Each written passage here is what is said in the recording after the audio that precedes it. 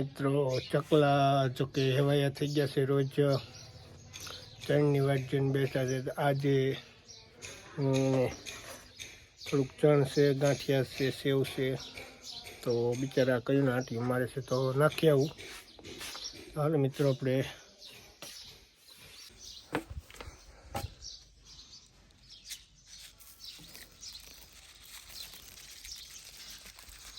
જમણા બધા આવશે ખાવા.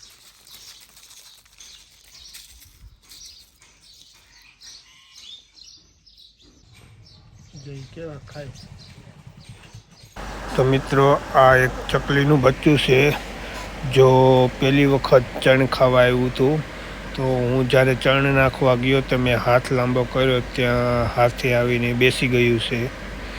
તો શું એની હારે જો હું વાતો કરું, એ પણ એના ઓલેથી જવાબ આપે છે મને. જો એમ કહે છે કે ચૂં એમ. એટલે મિત્રો, આવી રીતે ચકલીનું બચ્ચું અને હેવાયું થયું છે.